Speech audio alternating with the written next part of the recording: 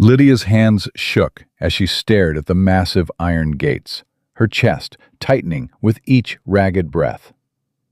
This wasn't a farm. This was an estate, sprawling, magnificent, impossible. Calvin's voice cut through her panic, flat and emotionless. "I may have understated things." Understated? Her entire body went cold. She'd traveled 2,000 miles to escape poverty, to marry a simple farmer who needed help working his land. Instead, she stood before a fortress of wealth, and the man beside her had lied about everything. "Who are you?" she whispered, but Calvin's eyes held something darker than deception. They held warning. If you want to see how Lydia survives what comes next, subscribe to our channel and stay with this story until the very end. Comment below with your city so I can see how far this tale has traveled. The train whistle screamed through the Montana morning, and Lydia Hart pressed her forehead against the cold window glass, watching the endless prairie give way to scattered buildings. 23 years of life, and this was her gamble. Everything she owned packed in one worn carpet bag, her future tied to words on paper from a man she'd never met. "Helena, next stop," the conductor shouted, and Lydia's stomach lurched. The woman beside her, Mrs. Cordelia Banks, had been talking for the last hour, her voice a constant stream that Lydia barely heard. "You're awfully young to be doing this alone, dear. Mail order arrangements can be tricky. My cousin's daughter married a miner who turned out to have 3 other wives scattered across—" "I'll be fine," Lydia said, cutting her off. Her voice came out sharper than she intended. Mrs. Banks pursed her lips. "Well, I hope this Calvin Rowe is everything he claims to be." That made 2 of them. The train lurched to a stop, and Lydia stood on shaking legs. Through the window, she saw Helena spread out before her, bigger than she'd expected, busier, more real than the fantasy she'd constructed in her Boston boarding house room. The platform teemed with people, and panic seized her throat. How would she even recognize him? His letter had been sparse on details. Tall, brown hair, work clothes. Half the men on that platform could match that description. She stepped down onto the wooden planks, carpetbag clutched in both hands, and immediately felt eyes on her. A group of women in fine dresses stared openly, their expressions a mixture of curiosity and something else. Pity? No, more like knowing. Like they understood something she didn't. "Miss Hart?" Lydia spun around. The man standing before her was indeed tall, his brown hair visible beneath a worn hat. But his clothes weren't the simple work clothes she'd imagined. They were quality. Good wool, well-fitted. Nothing ostentatious, but nothing poor either. His face was angular, weathered from sun and wind, and his eyes held a flatness that made her instinctively step back. "Mr. Rowe?" Her voice came out barely above a whisper. "Calvin," he said, not offering his hand. "That's your only bag?" "Yes, Good. We should get going. It's 8 miles to the property." He turned and started walking before she could respond, leaving her to hurry after him, her carpetbag banging against her leg. Around them, people continued to stare, and Lydia felt heat creep up her neck. A younger man in the shopkeeper's apron actually stopped sweeping to watch them pass, his expression grave. "Why is everyone looking at me?" Lydia asked, catching up to Calvin. "You're new. People are curious." "It feels like more than curiosity." Calvin's jaw tightened, but he didn't respond. They reached a wagon, again nicer than she'd expected, the wood polished, the horse well fed and groomed, and he took her bag, tossing it in the back with an efficiency that suggested he wanted this interaction over as quickly as possible. "Mr. Rowe, Calvin, I need to know—" "We'll talk at the house," he said, his tone brooking no argument. "It's a long ride. Save your questions." Lydia climbed up beside him, her heart hammering. This wasn't how she'd imagined it. In her letters, he'd seemed warmer, more open. He'd written about needing help with the farm, about long days and simple meals, about wanting a partner to build a life with. The man beside her now seemed carved from stone, and the way he held the reins, tight, controlled, made her wonder what he was really controlling. They rode in silence for the first 20 minutes. The town fell away behind them, replaced by rolling hills and vast stretches of land that seemed to go on forever. Lydia had grown up in cramped city streets where you could barely see the sky. Here, the sky was everything, and the emptiness of it made her feel impossibly small. "How long have you owned your farm?" she finally asked, unable to bear the silence anymore. "It's not a farm, it's a ranch." "Oh, I'm sorry, I thought your letters mentioned farming." "We have some crops. Mostly we run cattle." "How many cattle?" Calvin's hands tightened on the reins. "Enough." The flatness of his response stung. Lydia looked down at her hands, noting how rough they were, how the years of working in the textile mill had left permanent stains on her fingers. She'd thought those hands would be assets here, proof she wasn't afraid of hard work. Now she wondered if this man even wanted her help, or if he wanted something else entirely. "Your previous letter mentioned you live alone," she said, trying again. "No family?" Something flickered across Calvin's face, so quick she almost missed it. Pain, maybe, or guilt. "My parents are dead. My grandfather built the ranch. I inherited it 5 years ago." "I'm sorry about your parents." He didn't acknowledge the condolence. "What about you? Your letters said you're an orphan." "Since I was 12, typhoid took my parents within 3 days of each other." The old grief still sat in her chest like a stone, but she'd learned to carry it. "I worked at the Lowell Mills after that, lived in a boarding house with 40 other girls." "Why leave?" The question was direct, almost accusatory, and Lydia felt her defenses rise. "Because I wanted more than 14-hour days breathing cotton dust for pennies. Because I wanted a life that belonged to me. Because—" she stopped herself. "Because I was tired of being invisible. Because I wanted to matter to someone." Calvin nodded slowly, as if she'd confirmed something he'd suspected. "Fair enough." They rode on. The landscape began to change, the flat prairie giving way to gentle rises and falls. Lydia saw cattle in the distance, more than she could count, and her unease grew. This didn't match his letters. He'd written about modest means, about needing help to keep things running. This looked like prosperity. "Calvin," she said, her voice firmer now, "I need to ask you something directly." "Go ahead." "Are you poor?" He didn't answer for a long moment. When he finally spoke, his voice was careful. "I never said I was poor. You said you needed help managing a small farm. You said life would be simple and hard. You made it sound like, I said I needed a partner. Someone who wouldn't care about money or status. Someone who wanted a real life, not a performance." He finally looked at her, and his eyes were intense. "Was I wrong about you?" Lydia's breath caught. "I don't know what you mean." "I mean, did you come here looking for wealth? Because if you did, you should say so now." "No, I came here because I had nowhere else to go. Because your letters made me feel like I could be someone's choice, not just someone's convenience. Because I wanted to build something real." Calvin studied her for another long moment, then turned back to the road. "Good. Then we'll figure this out." But Lydia's mind was racing now. The wagon was too nice. Calvin's clothes were too good.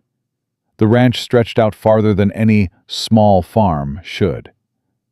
And the way people had looked at her in town, that knowing, pitying expression, suggested they recognized something she didn't. They crested a hill, and Lydia's entire world tilted. Below them, nestled in a valley with mountains rising behind it, sat an estate. Not a farmhouse, not a ranch house, an estate. 2 stories of whitewashed wood and stone, with multiple wings spreading out from a central structure. Outbuildings dotted the landscape, barns, stables, what looked like worker housing. Fences stretched in every direction, enclosing pastures where hundreds of cattle grazed. "Stop," Lydia whispered. Calvin pulled the wagon to a halt. "What is this?" Her voice shook. "This is the Rowe Ranch." This is... She couldn't get the words out. Her hands gripped the edge of the wagon seat so hard, her knuckles went white. "You lied to me." "I was careful in my words." "You lied!" She stood up in the moving wagon, and Calvin grabbed her arm to steady her. "You made me think you were struggling. You made me think you needed help surviving. This is a fortune." "Sit down before you fall."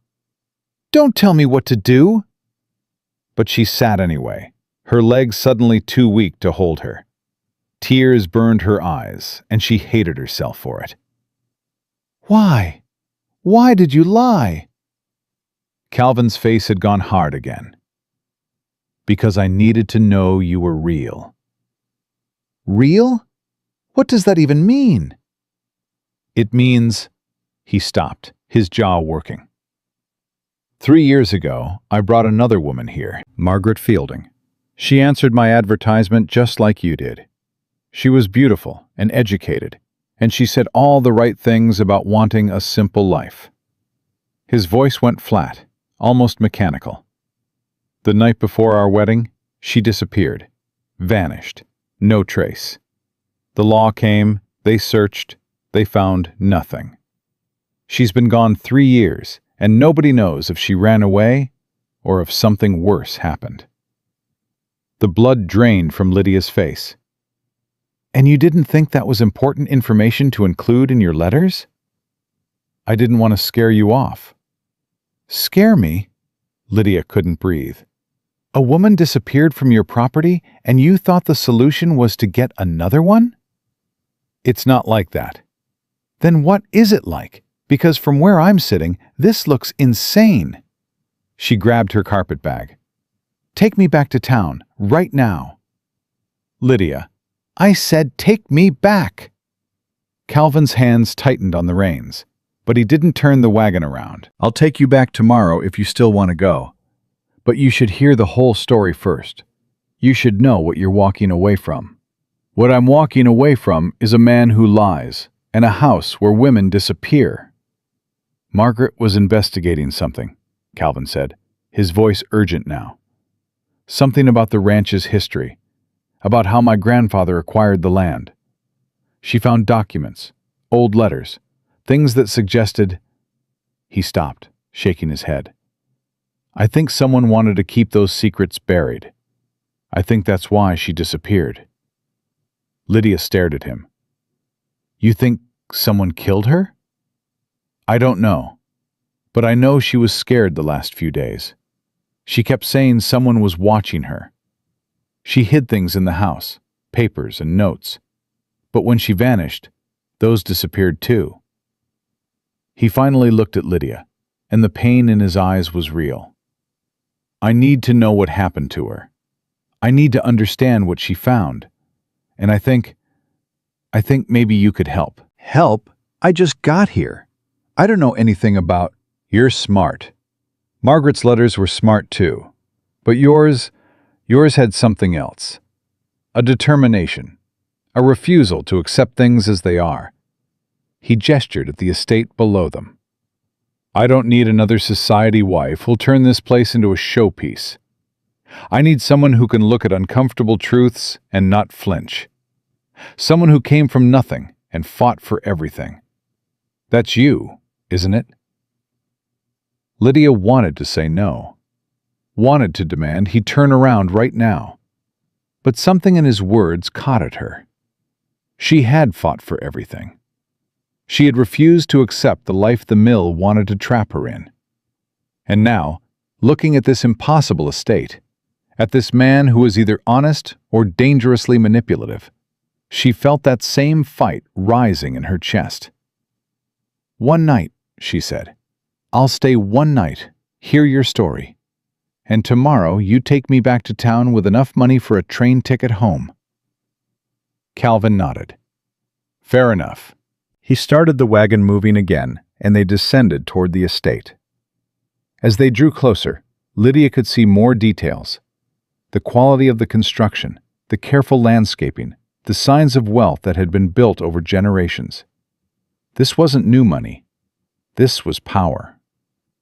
A man emerged from the main house as they pulled up, older, with gray threading through his dark hair. He studied Lydia with sharp eyes that reminded her uncomfortably of a hawk. "Marcus," Calvin said, climbing down. "This is Lydia Hart. Lydia, Marcus Reeves. He manages the ranch operations." "Miss Hart." Marcus's voice was polite but cold. "Welcome to Rowe Ranch." "Thank you," Lydia said, accepting Calvin's hands a step down. Her legs felt unsteady on solid ground. "I've prepared the east bedroom," Marcus said to Calvin, and something in his tone made Lydia's skin prickle. "Same as before." Same as before. Same as Margaret. "That's fine," Calvin said. He picked up Lydia's bag. "I'll show her up. We'll have dinner in an hour." Marcus nodded and walked away, but Lydia felt his eyes on her back as she followed Calvin into the house. The interior matched the exterior. Quality everywhere, from the polished wood floors to the paintings on the walls. A grand staircase swept up to the second floor, and Lydia's millworker hands felt suddenly grotesque touching the smooth banister. "This is impossible," she murmured. "It's real," Calvin said, leading her down a hallway. "My grandfather, Samuel Rowe, came here in 1862 with nothing but a wagon and a rifle. 20 years later, he owned everything you see. He was—" Calvin paused. "He was good at acquiring things." The way he said it made Lydia think good at acquiring meant something darker than honest business. Calvin opened a door, and Lydia stepped into a bedroom that was larger than the entire boarding house room she'd shared with 3 other girls in Boston. A 4-poster bed dominated the space, covered in a quilt that looked handmade and expensive. A wardrobe stood against one wall, a writing desk against another. Windows overlooked the valley, the view breathtaking. "Margaret stayed here," Calvin said quietly. "I haven't changed anything." Lydia's chest tightened. She walked to the desk and saw it was empty except for an inkwell and pen. "You said she hid things. Did you find them?" "Some, not all." He set her bag down. "There's a washroom down the hall. Dinner is at 7. If you need anything—" "Calvin," Lydia turned to face him. "Why do you really want me here?" He met her eyes, and for the first time since she'd met him, his expression softened slightly. "Because I'm tired of secrets. Because this place has too many ghosts. And because—" He stopped, then continued. "Because your letters were honest. You didn't pretend to be something you weren't.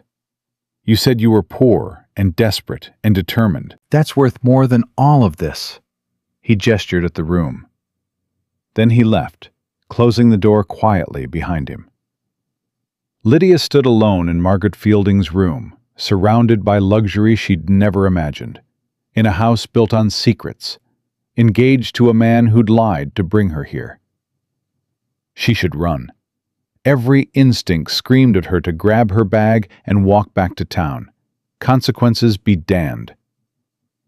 But instead, she found herself walking to the desk, opening the drawers one by one. They were empty.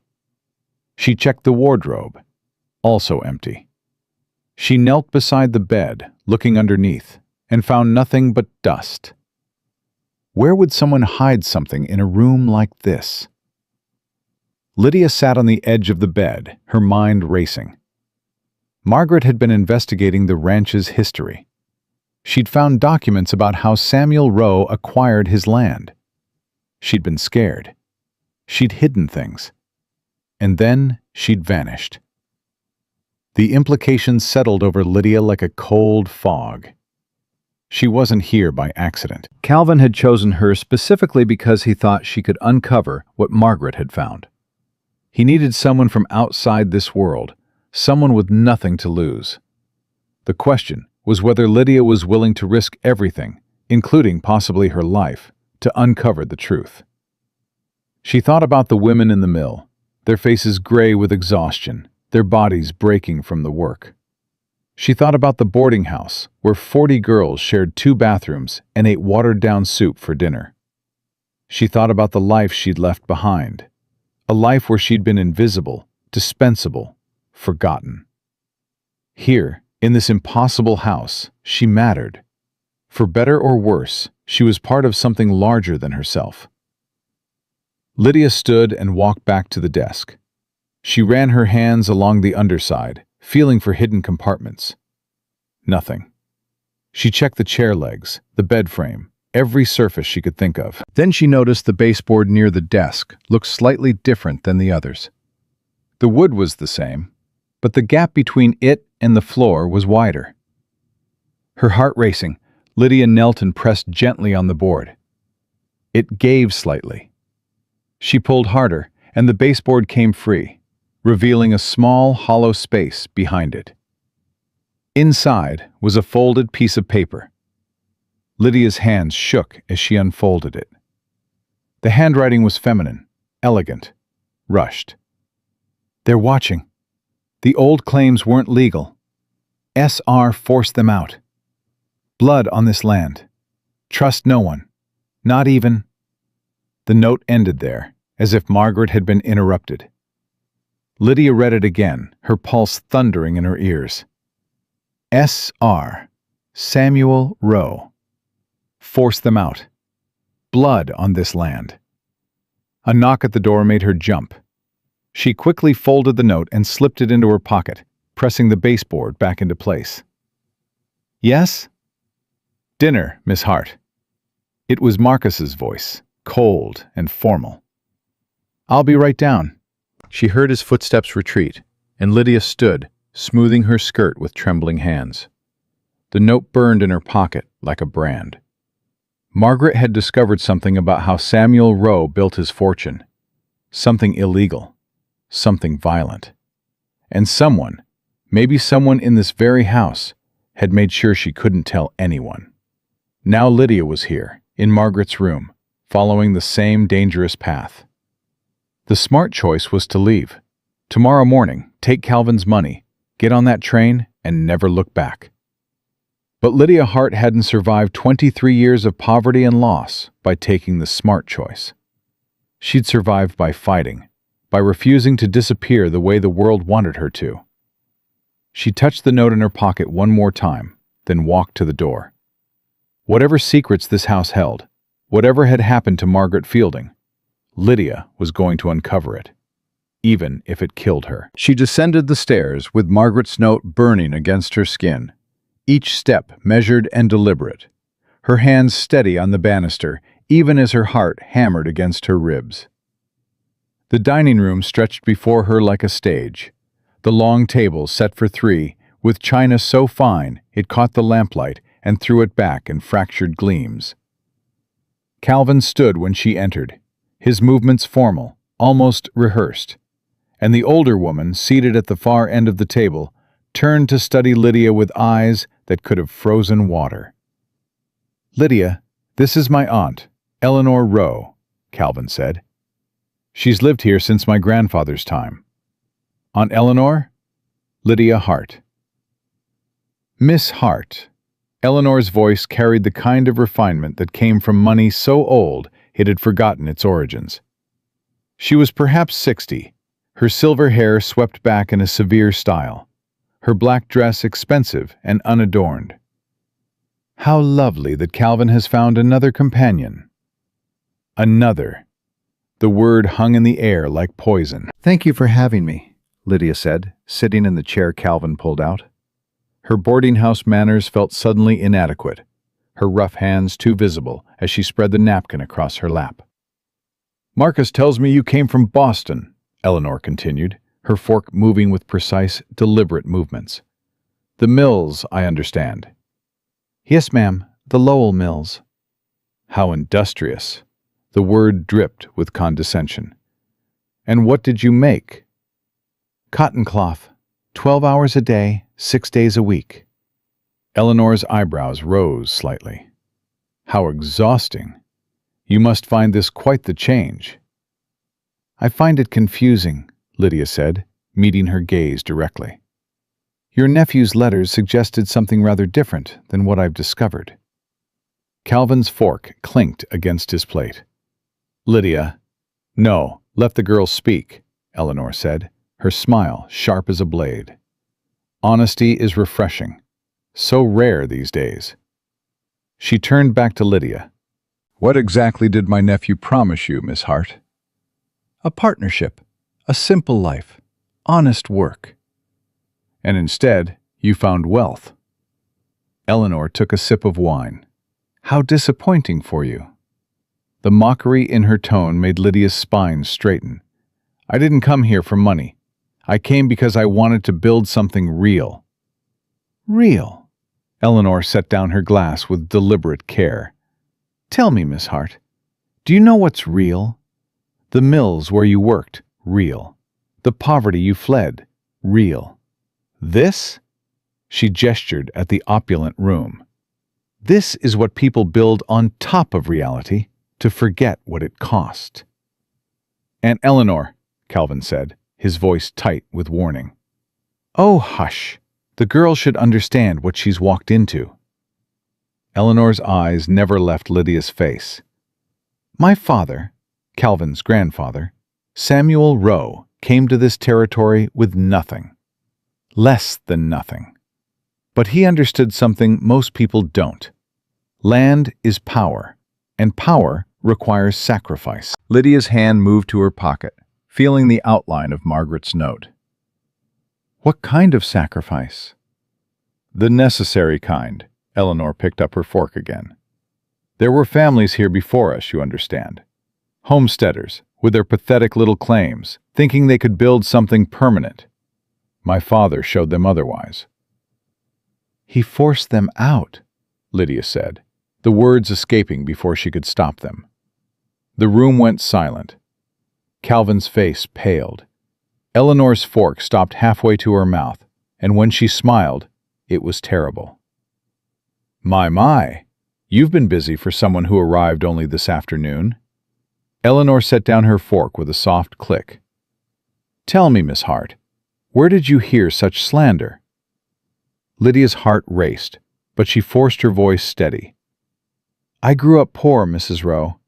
I know what it looks like when powerful people take from those who can't fight back." "Do you?" Eleanor's voice went soft, dangerous. "And what exactly do you think you know?" "I think your father built this ranch on land that didn't belong to him. I think he used force and intimidation to drive people away. And I think—" She stopped, the words catching in her throat. "Go on," Eleanor urged, leaning forward. "What else do you think?" "I think Margaret Fielding discovered the truth, and that's why she disappeared." Calvin stood so abruptly, his chair scraped against the floor. "Lydia, stop." "Why?" Lydia turned to him. "You brought me here to find out what happened. You said you needed someone who wouldn't flinch from uncomfortable truths. Well, here I am, not flinching." "You're going to get yourself killed," Calvin said, his voice raw. Eleanor laughed, the sound like breaking glass. "Oh, Calvin, always so dramatic. Sit down." She waited until he reluctantly lowered himself back into his chair, then turned her attention back to Lydia. "You're right, of course, about most of it. My father was ruthless. He drove families from their land using every method at his disposal. Legal pressure, intimidation, occasionally violence. He built an empire, and empires require blood." The casual admission made Lydia's stomach turn. "And you're proud of that?" "I'm realistic about it. This ranch supports 30 families now. It feeds hundreds of head of cattle. It contributes to the territory's economy. Should all of that be dismantled because 70 years ago, some homesteaders lost a fight they were never going to win? They had a right to their land. They had claims. Claims aren't the same as rights, Miss Hart. Not in practice. Eleanor sipped her wine again. But you're wrong about one thing. Margaret Fielding didn't disappear because she discovered our family history. That's no secret. Everyone in Helena knows how Samuel Rowe built his fortune. The old families hate us for it. The new families admire us. But everyone knows. Then why? Lydia demanded. Why did she vanish? Because she found something else, Calvin said quietly. Something that made the land acquisition look innocent by comparison. Eleanor's face went hard. Calvin, that's enough. No. He stood again, his hands flat on the table. I'm tired of the silence, Aunt Eleanor. I'm tired of pretending we don't know what happened. Margaret was investigating a murder. The word fell like a stone into still water, and the ripples spread across the room in waves of shock. Lydia found her voice. Whose murder? Thomas Brennan, Calvin said. He was one of the original homesteaders. He refused to leave even after everyone else had been driven out. In 1878, 6 years after my grandfather established the ranch, Thomas Brennan was found dead in his cabin. The official story was suicide. He'd hanged himself from the rafters. But Margaret found evidence suggesting otherwise. What evidence? Lydia whispered. Eleanor stood, her movements sharp and controlled. This conversation is over. Miss Hart, you will not pursue this matter further. Calvin, you will cease filling her head with dangerous speculation. Am I understood? I'm not a child you can order around, Lydia said, surprised by the strength in her own voice. No, you're a foolish girl who doesn't understand the danger she's courting. Eleanor moved toward the door, then stopped. Margaret Fielding thought she was clever too. She thought she could uncover secrets and expose the truth, and somehow emerge unscathed. Where is she now, Miss Hart? Have you considered that? The implication hit Lydia like a physical blow. You're saying she's dead? I'm saying she made choices that had consequences. I suggest you make better choices. Eleanor swept from the room, leaving silence in her wake. Lydia turned to Calvin. Did you know? Did you know Margaret was murdered? I don't know anything for certain, Calvin said, running his hands through his hair. That's the problem. Margaret disappeared. No body was ever found. The law investigated and found nothing. But the night before she vanished, she told me she'd discovered proof that Thomas Brennan was murdered. She said she had documents, witness statements, things that could destroy our family. And you don't know where those documents are? No, she hid them. She said it was insurance, that if anything happened to her, the truth would come out anyway. Calvin's laugh was bitter. 3 years and nothing.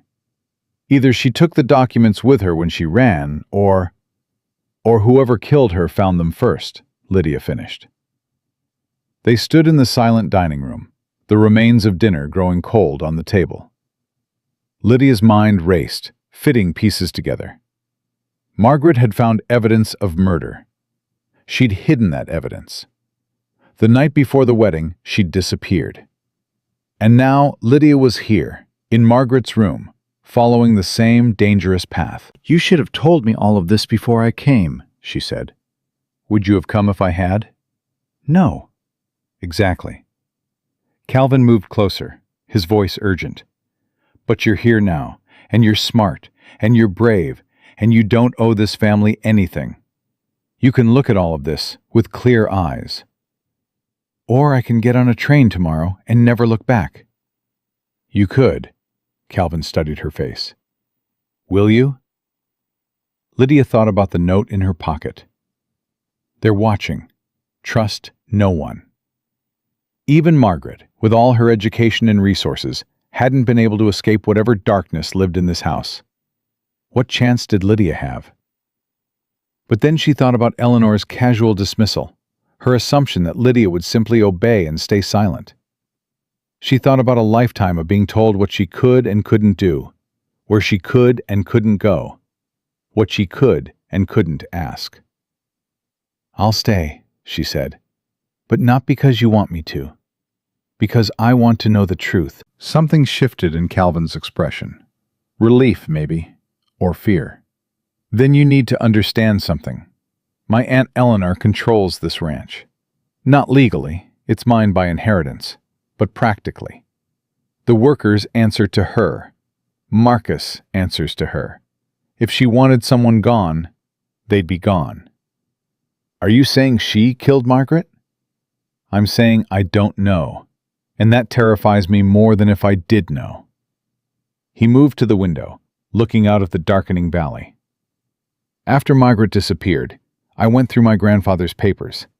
Business records, personal correspondence, everything I could find.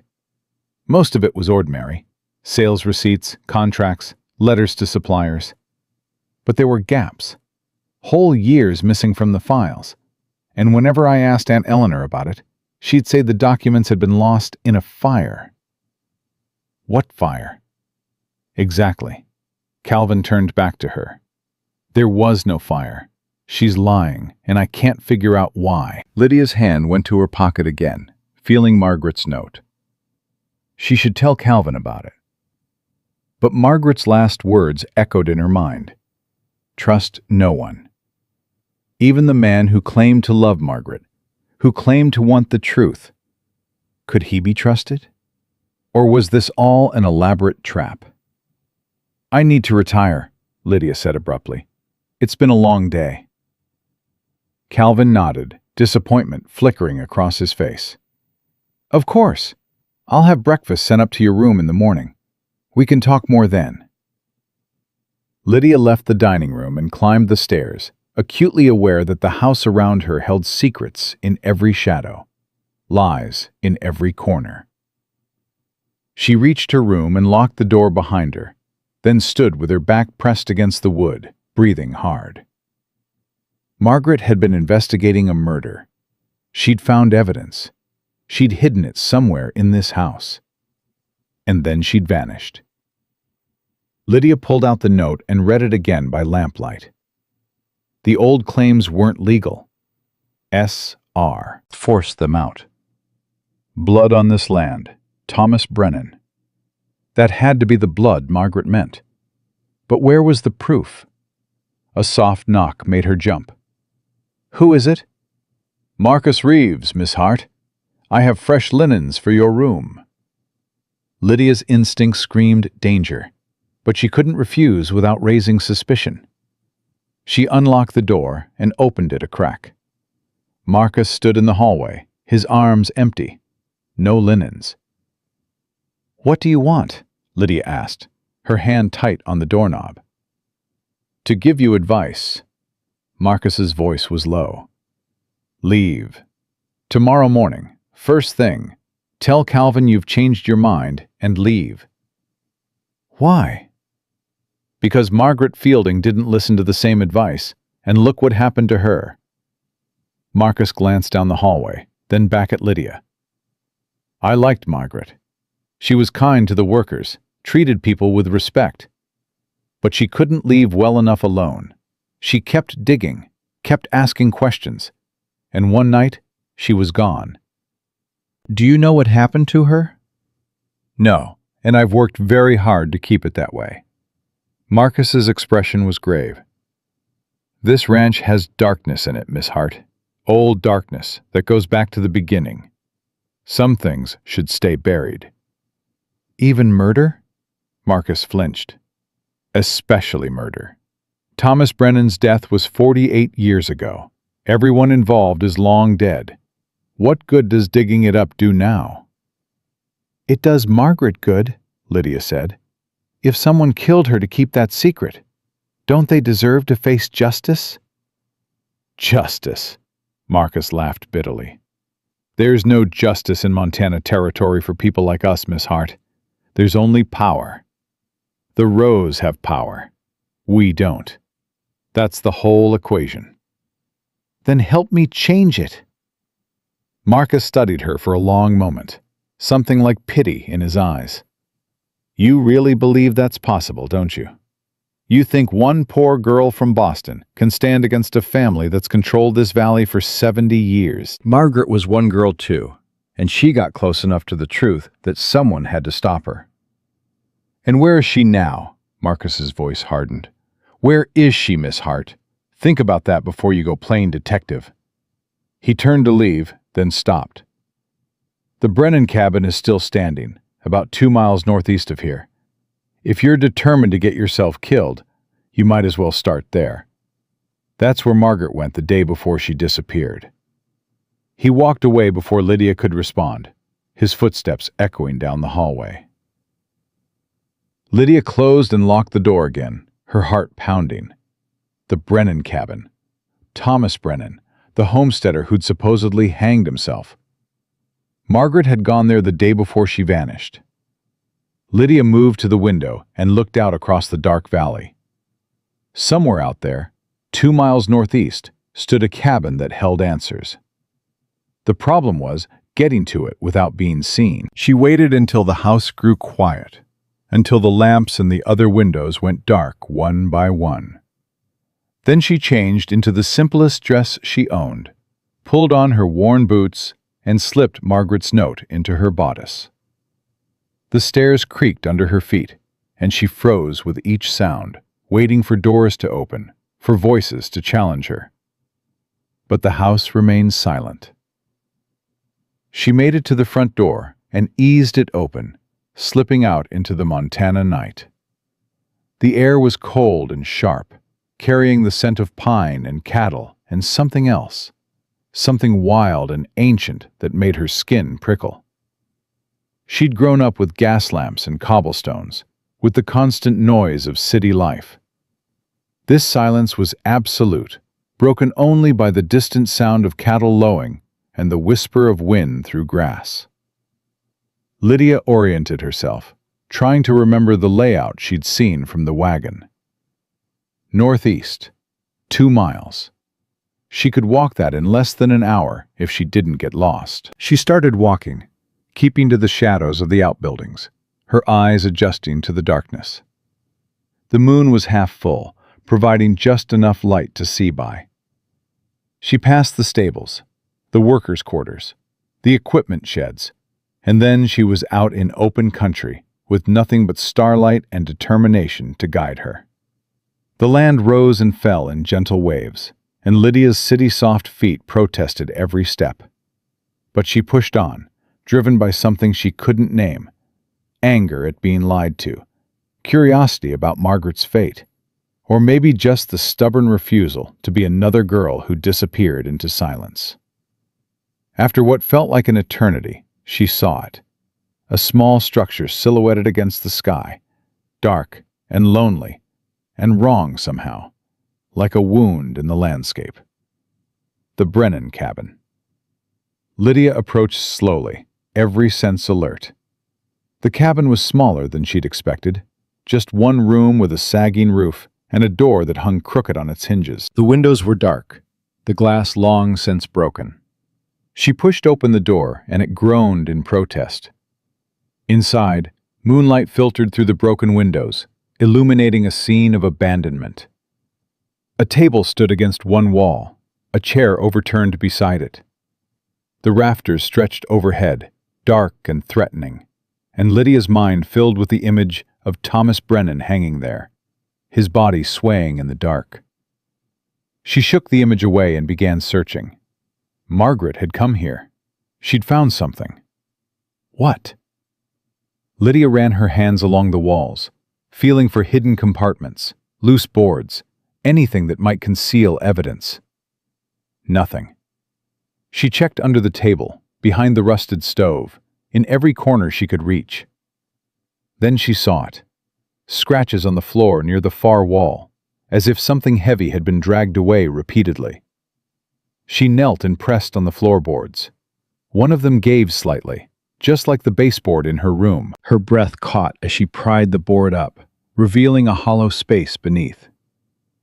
Inside was a leather satchel, old and cracked, but still intact.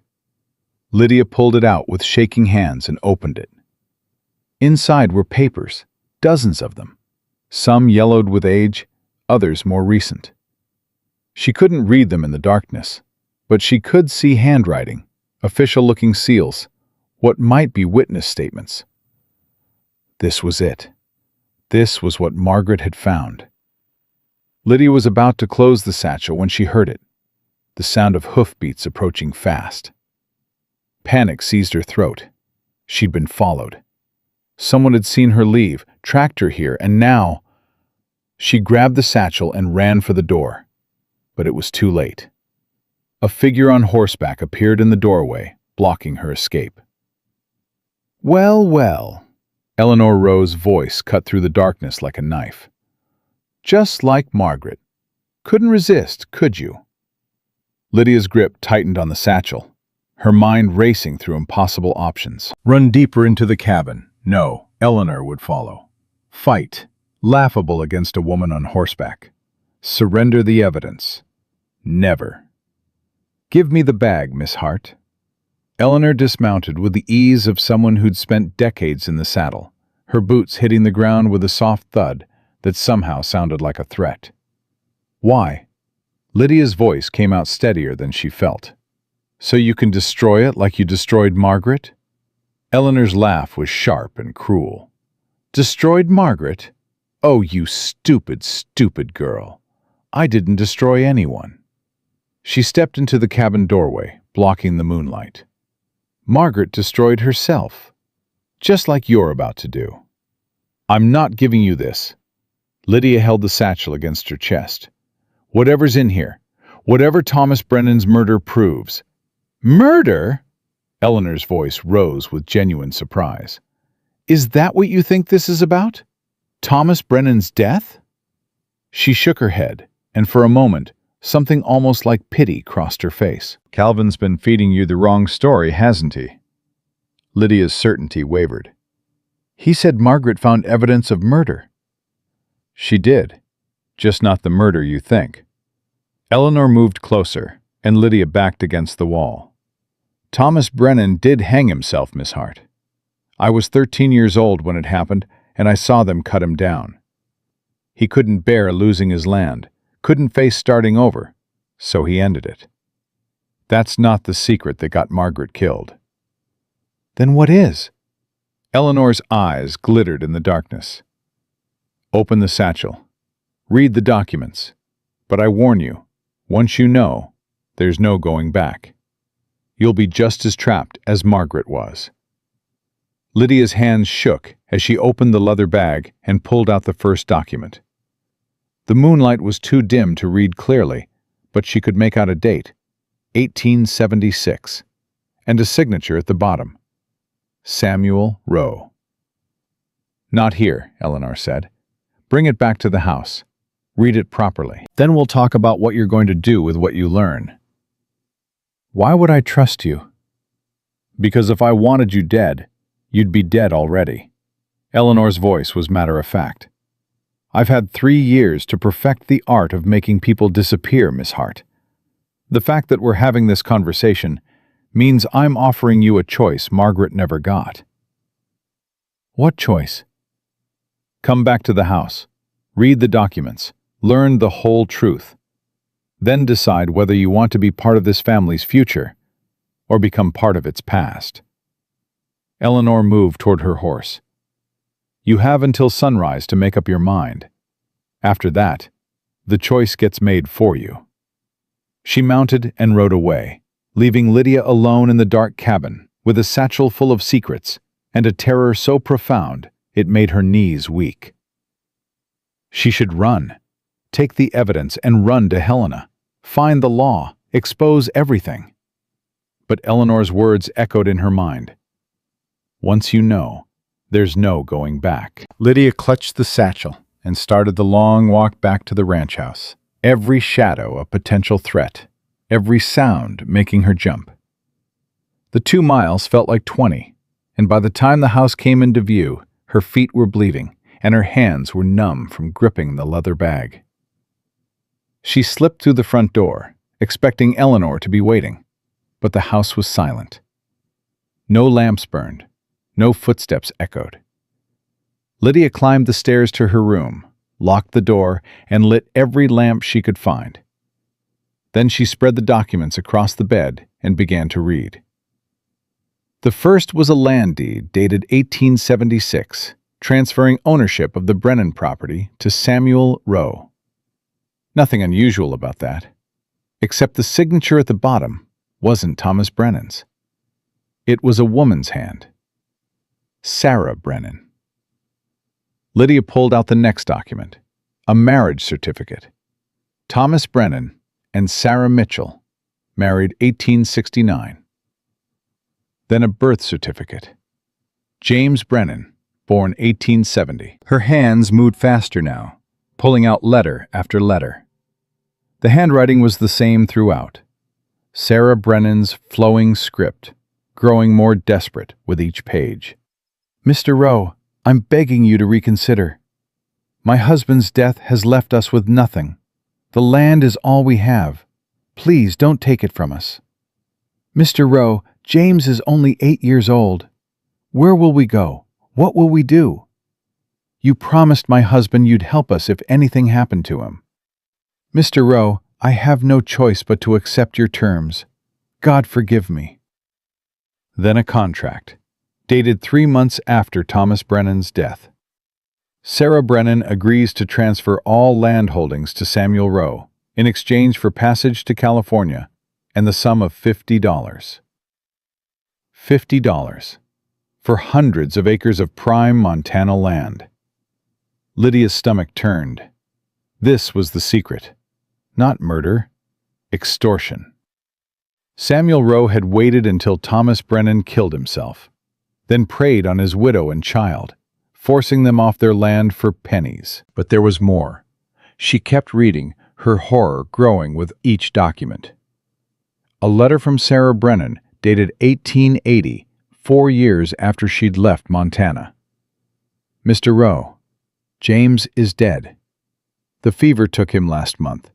I'm writing to tell you that your son should know he had a brother. Lydia's blood went cold. She read the sentence again, her mind refusing to accept what her eyes were seeing. Your son should know he had a brother. She grabbed the marriage certificate again, studying the date. 1869. Then she found another document, buried deeper in the pile. A birth certificate for Calvin Rowe, born March 1877. 9 months after Sarah Brennan had signed away her land. The implications crashed over her like a wave. Samuel Rowe hadn't just extorted Sarah Brennan. He'd forced her into his bed, gotten her pregnant, then sent her away with $50 and a child she'd had to raise alone until fever killed him. Calvin wasn't just the heir to a ranch built on stolen land. He was the product of rape and extortion.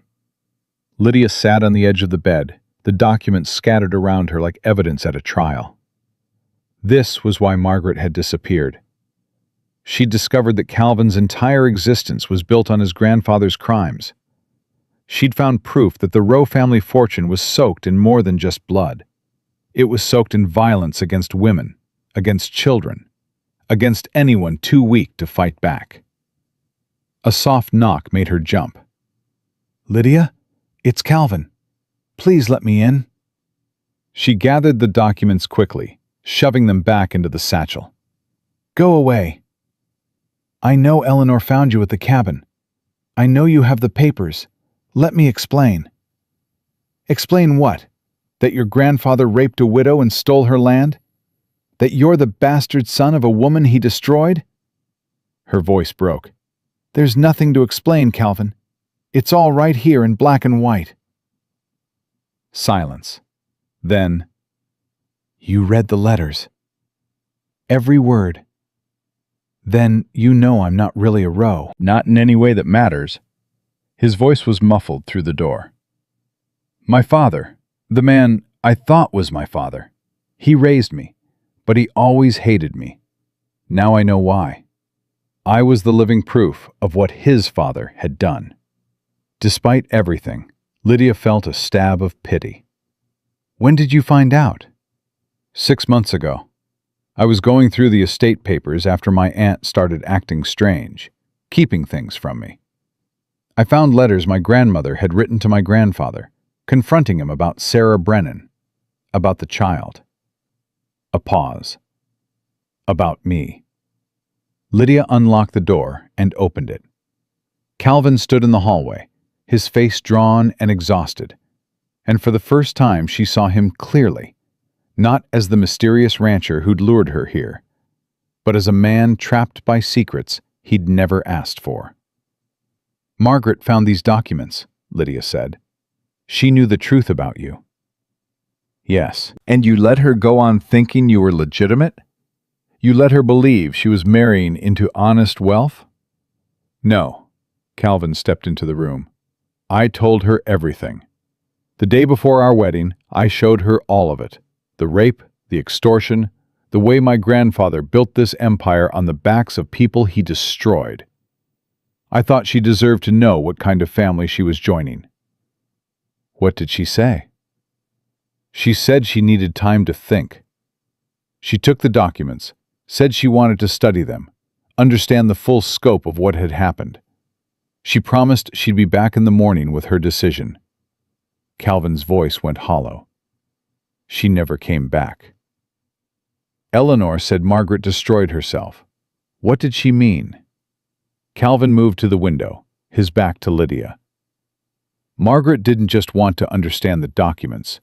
She wanted justice. She planned to go to the territorial authorities, expose everything my grandfather had done, force the family to make restitution to the descendants of everyone he'd wronged. That would destroy the ranch. That was the point. She said blood money should be returned, that we had no moral right to keep wealth built on suffering. He turned back to her. I agreed with her. Lydia stared at him. You agreed to destroy your own inheritance? It's not mine. It never was.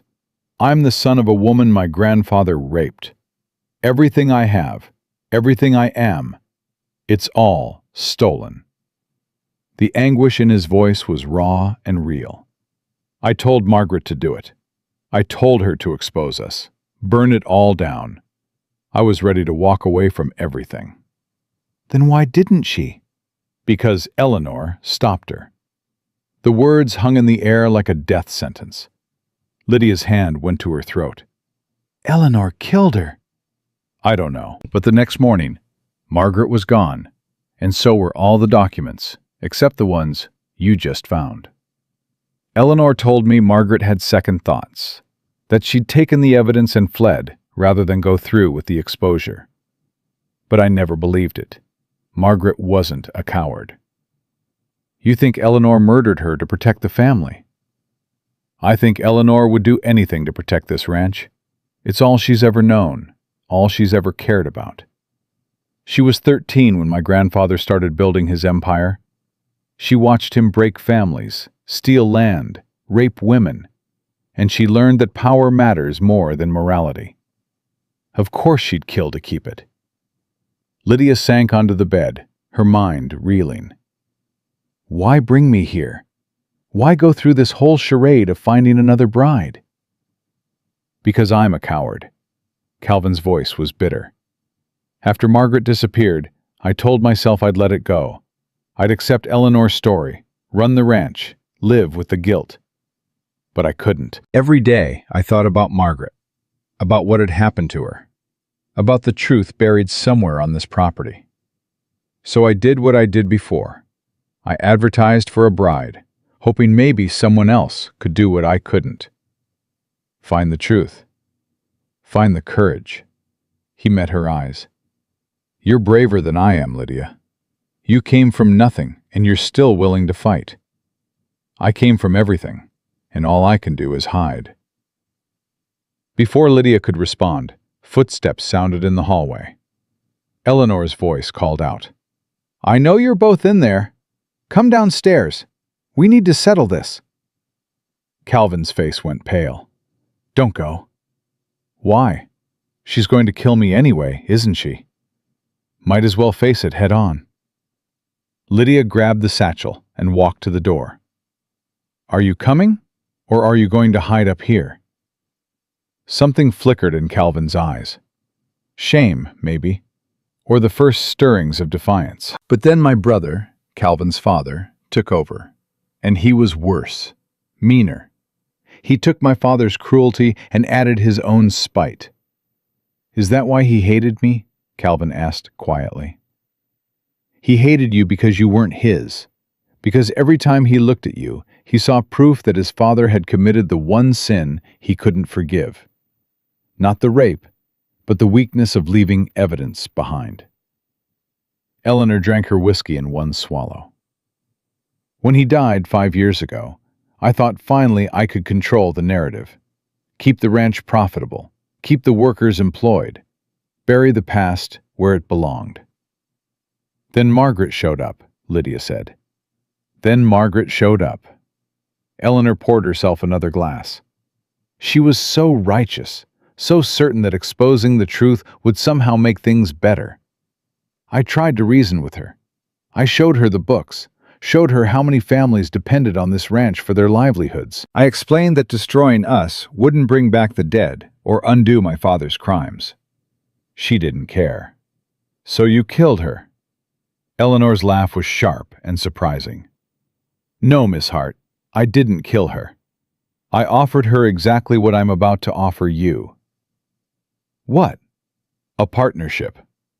Eleanor leaned forward, her eyes intense.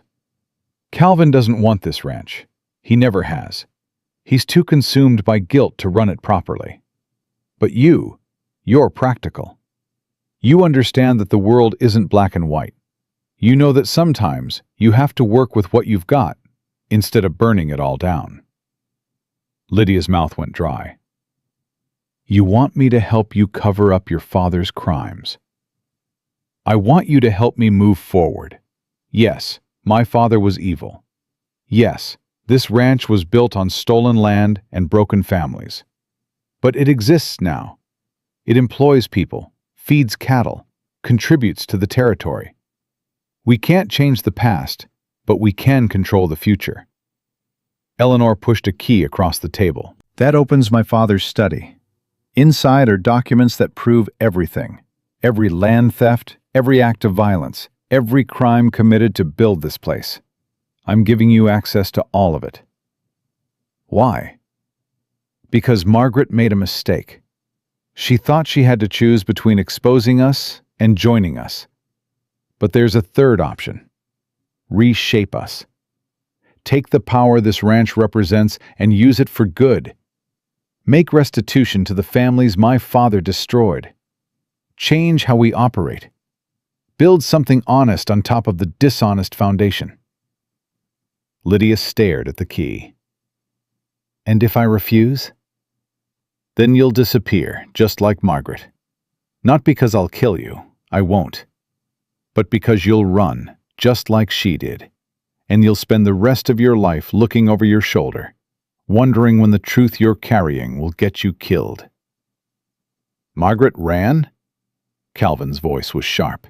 You said, I said she disappeared. She did. But not the way you think. Eleanor stood and walked to the window. Margaret came to me the night before your wedding, Calvin. She had all the documents, all the evidence. She was ready to destroy us. I made her the same offer I'm making Lydia. Stay. Partner with me. Use our power to make amends. She said yes. The room went silent. Calvin's face was sheet white. That's impossible. Is it? Think about it. No body was ever found. No trace of violence. The law investigated and found nothing because there was nothing to find. Margaret Fielding made a choice. She took money, new identity papers, and a promise that we'd start making things right. She went to San Francisco and started over. You're lying, Lydia said, but her voice lacked conviction. Eleanor pulled a letter from her pocket and tossed it on the table. "Read it. It's dated 6 months after she disappeared. She writes under a different name now, but the handwriting matches the documents in your satchel. Compare them."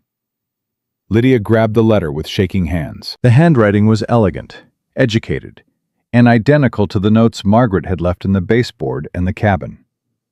The words swam before her eyes. "The work you're doing matters. I'm sorry I couldn't stay to see it through, but some battles require retreat, not surrender. Tell Calvin I hope he finds peace. Tell him I made the choice I could live with." "This proves nothing," Calvin said, but his voice shook.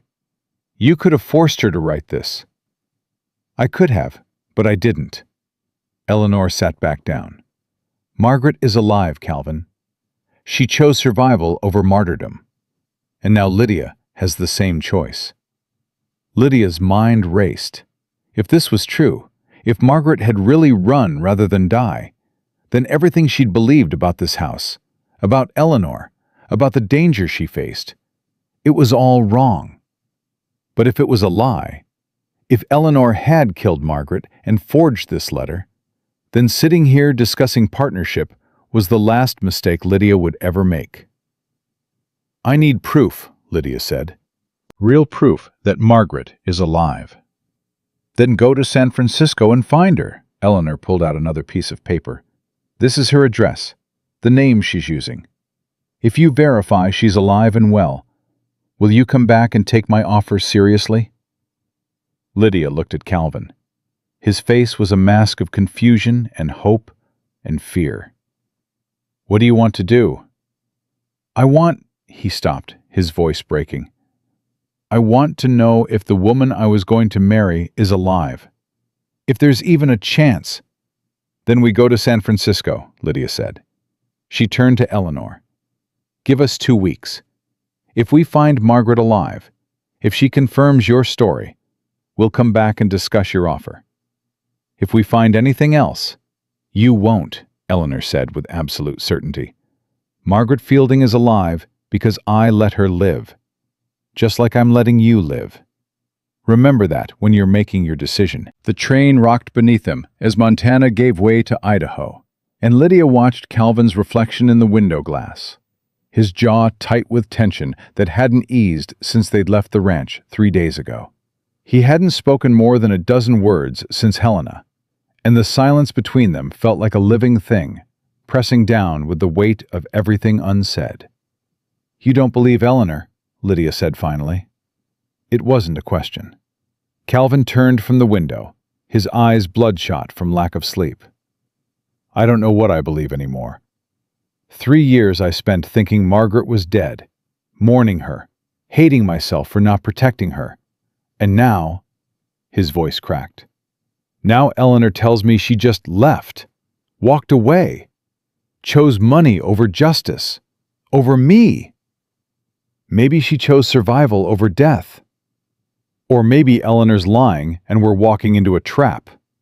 Calvin rubbed his face with both hands. "Did you see how easily she gave us that address? No hesitation, no conditions except that we come back. Why would she be so confident?" "Because either Margaret really is alive and will confirm her story, or we're going to find a grave instead of a living woman. And Eleanor's counting on us being too far from Montana to cause trouble." Calvin leaned back against the seat. "We should have brought the documents with us.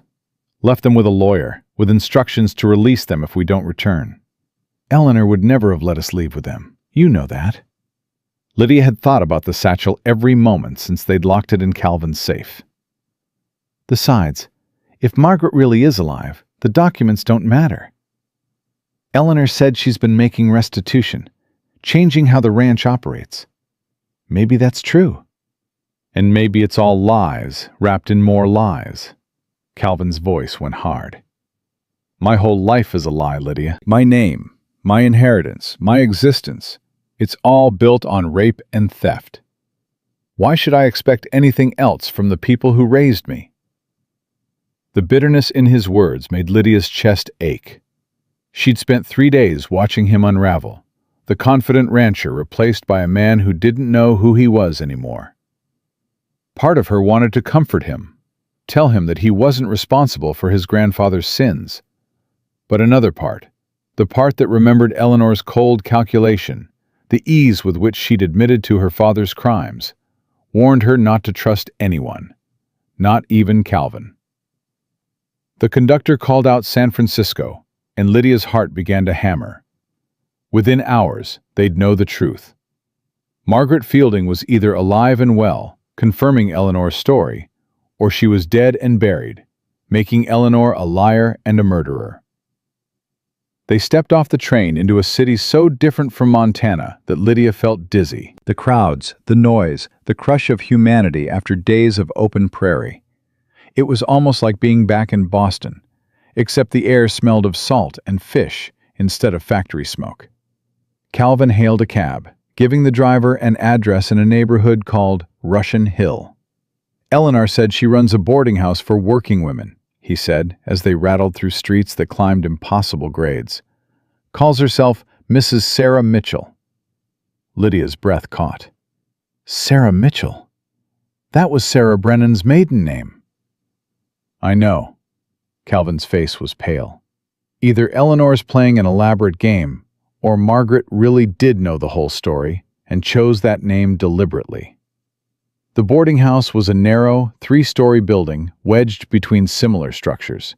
Its facade painted a cheerful yellow that seemed incongruous with the dark possibilities swirling in Lydia's mind. Calvin paid the driver with shaking hands, and they stood on the sidewalk, neither willing to take the final steps to the door.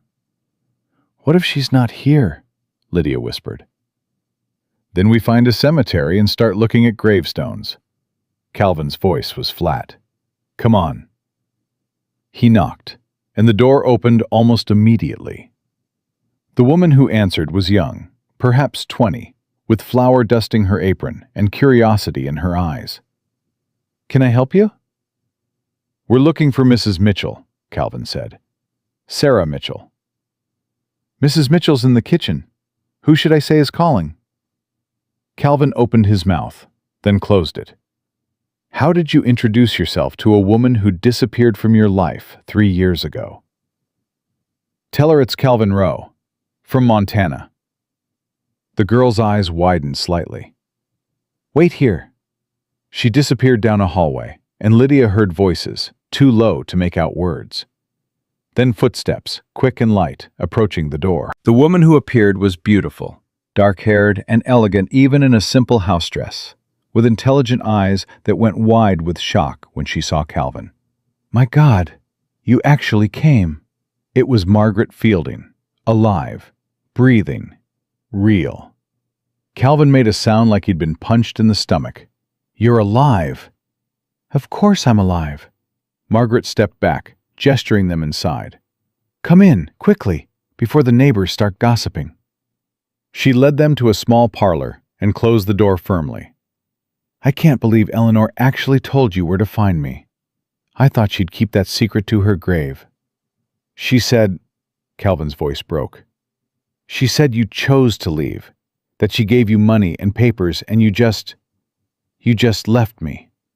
Margaret's face softened with something that looked like genuine pain. "Oh, Calvin, it wasn't like that. It wasn't about leaving you." "Then what was it about?" Lydia demanded, finding her voice. "Calvin spent 3 years thinking you were dead. The whole territory thinks you vanished, and you're here running a boarding house like nothing happened?" Margaret turned to her, really seeing her for the first time. "And you are?" "Lydia Hart. Calvin's—" She stopped, not knowing how to finish the sentence. "Calvin brought me from Boston to help him find out what happened to you." "Another mail-order bride." Margaret's expression went cold. "So Eleanor's still playing that game." "What game?" Calvin asked. "Margaret, what the hell is going on?" Margaret moved to the window, her back to them. "The night before our wedding, I showed Eleanor everything I'd found. All the documents proving Samuel Rowe's crimes, all the evidence of land theft and violence and rape. I told her I was going to the authorities, that I was going to burn the Rowe family to the ground." Eleanor told us this part, Lydia said. Did she tell you what she offered me? Margaret turned back, her eyes hard. She offered me a choice. Take $50,000 and disappear, or wake up in a ditch with a bullet in my head. Those were the exact words. Not partnership, not redemption, just money or death. Calvin's face went white. She lied. Of course she lied. That's what Eleanor does. She lies and manipulates and kills anyone who threatens her power. Margaret's voice rose. I chose life, Calvin. I took the money and I ran. And I've spent 3 years building something real here, something good, helping women who have nowhere else to go. I'm not ashamed of that choice. But you let me think you were dead. Calvin's voice cracked with anguish. You let me grieve, let me blame myself. Because if you thought I was dead, you'd mourn and move on. If you knew I was alive, you'd come looking for me, and Eleanor would kill us both. Margaret's eyes filled with tears. I saved your life by disappearing, Calvin. Can't you see that? Lydia felt like she was watching something private and painful, but she couldn't look away. Eleanor said she was making restitution, that she was changing how the ranch operates. Margaret laughed, the sound bitter as poison. Is that what she told you? And you believed her? I don't know what to believe, Lydia admitted. Believe this. Eleanor Rowe cares about one thing and one thing only. Power. The ranch is power. The Rowe name is power. She'll do anything to protect that, including murdering anyone who threatens it. Margaret moved closer to Calvin. Why did she send you to find me? What does she want? She offered Lydia a partnership, Calvin said quietly. Said Lydia could help reshape the ranch, use its power for good, make amends for what my grandfather did. And you believe that? Margaret's voice was sharp. Calvin, think. Eleanor gave Lydia the same choice she gave me. Join us or die. The only difference is she's using you as bait, making Lydia think she has a real choice, when the choice is already made. That's not... Lydia stopped, because suddenly it made terrible sense. Eleanor had let them leave Montana, given them Margaret's address, sent them on this quest knowing exactly what they'd find. But why? She wants you to see I'm alive, Margaret said, her voice urgent now. She wants you to think she's reasonable, that she keeps her promises, that if you cooperate, everything will be fine. But it's a lie. Once you're back at that ranch, once you've served your purpose, you'll end up just like I would have, dead or exiled. But either way, silenced. Then we don't go back, Calvin said. We stay here, both of us. We leave Eleanor and the ranch and all of it behind. And the documents? Lydia asked. The proof of everything Samuel Rowe did? We just let that stay buried? Yes, Margaret practically shouted the word. Because that proof gets people killed. I learned that the hard way. You think Eleanor is the only one who wants those secrets buried?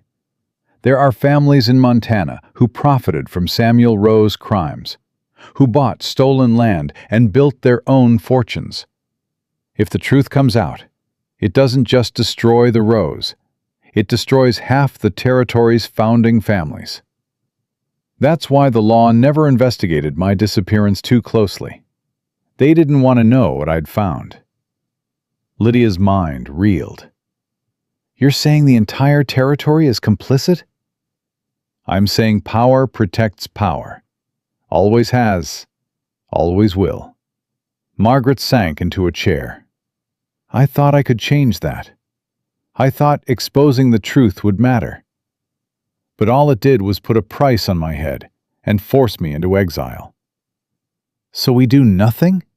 Lydia's voice rose. We just accept that evil people win and good people run away? We survive, Margaret said firmly. That's what we do. We build new lives where we can actually make a difference instead of getting ourselves killed, fighting battles we can't win. Calvin moved to the window, his shoulders slumped.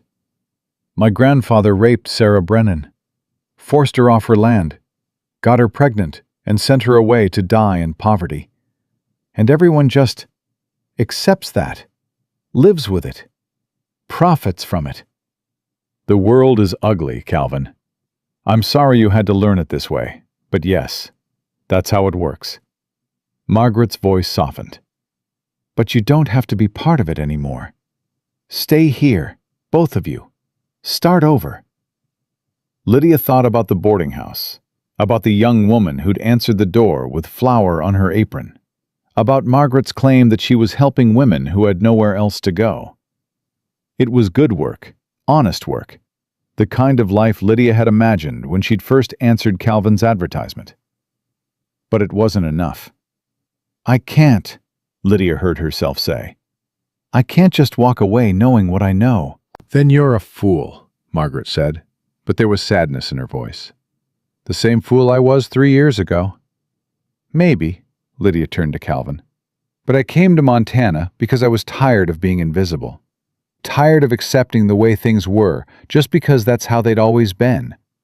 If I run now, I'm back to being that girl, powerless, silent, forgotten. You'll also be alive, Margaret pointed out. For what? To run a boarding house and pretend I don't know about the women Samuel Rowe destroyed? To live with the knowledge that Sarah Brennan was raped and robbed and I did nothing? Lydia shook her head. I'd rather die fighting than live with that. Calvin turned from the window, something new in his eyes. The documents are still at the ranch. In my safe. Calvin, no, Margaret said. Don't do this. You made your choice 3 years ago. Let me make mine now. He looked at Lydia. If we go back, Eleanor will know we found you alive. She'll expect us to accept her offer. So we pretend to accept it, Lydia said, the plan forming as she spoke.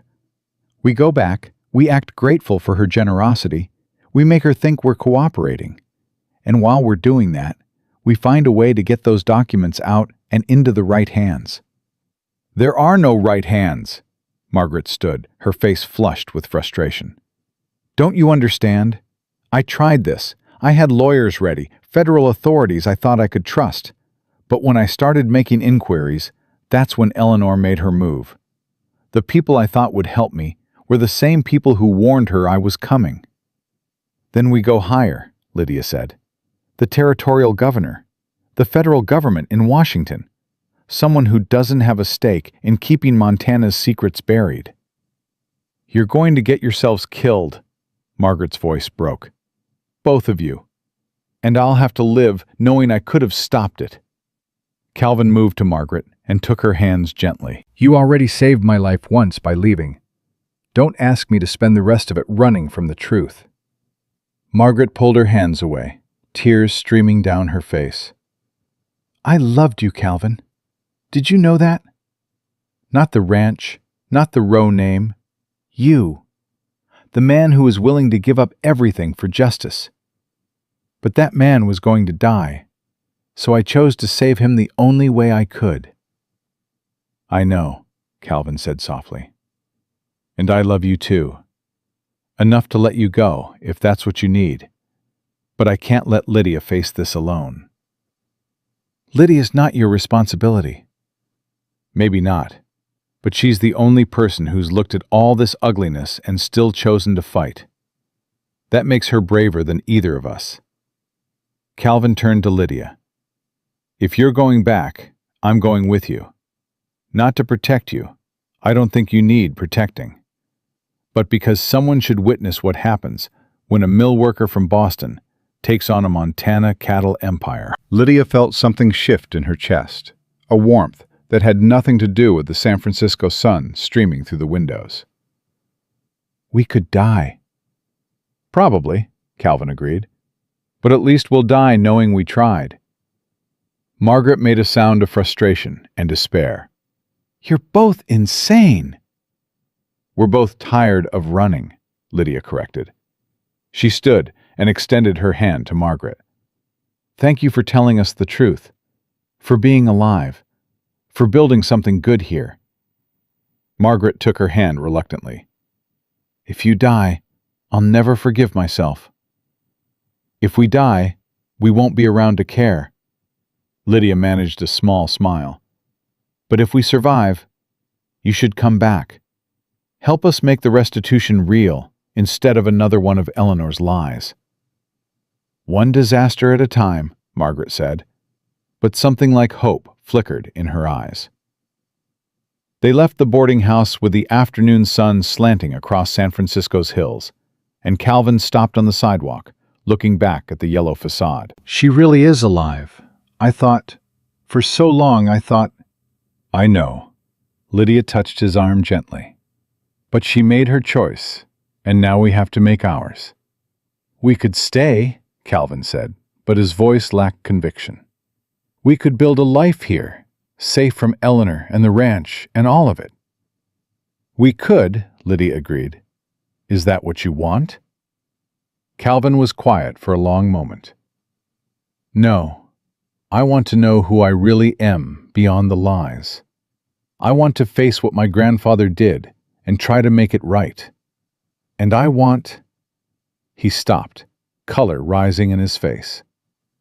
I want to see what happens when someone finally stands up to Eleanor Rowe. Then we go back. Lydia's voice was steady despite the fear coursing through her veins. We play along with her game until we can change the rules. They boarded the train the next morning, and as San Francisco disappeared behind them, Lydia felt the weight of what they were returning to settle over her like a shroud.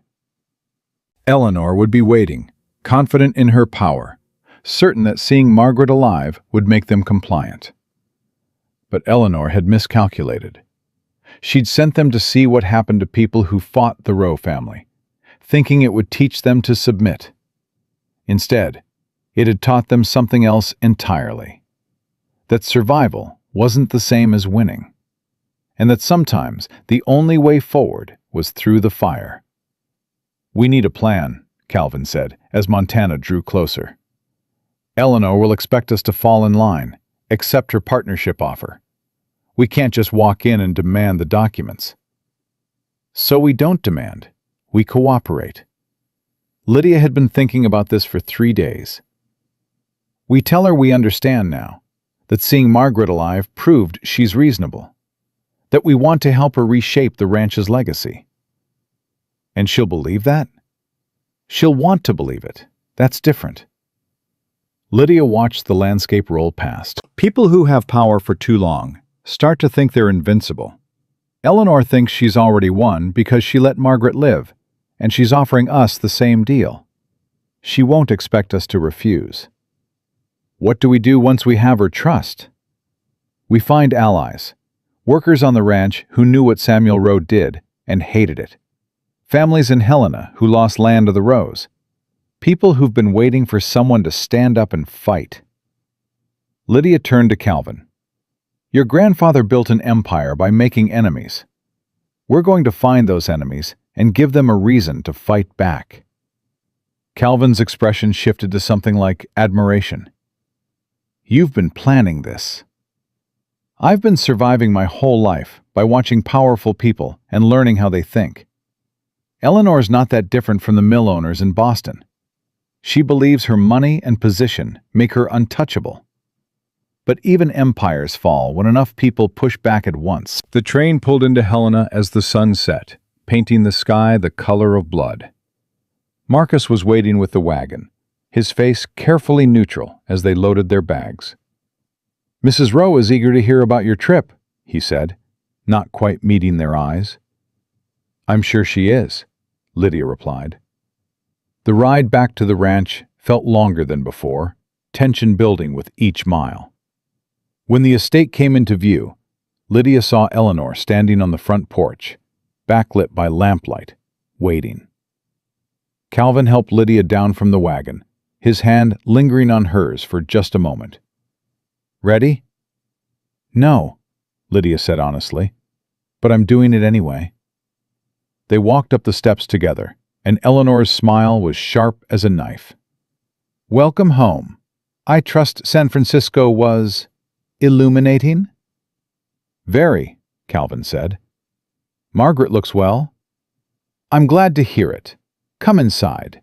We have much to discuss. Eleanor led them to the study. Samuel Rowe's old study, Lydia realized, with its massive desk and leather-bound books, and the faint smell of cigars that lingered decades after his death. Eleanor poured 3 glasses of whiskey and handed them out. So, you found Margaret alive and well, running a boarding house under an assumed name, just as I said you would. Do you believe me now? Do you trust that I keep my promises?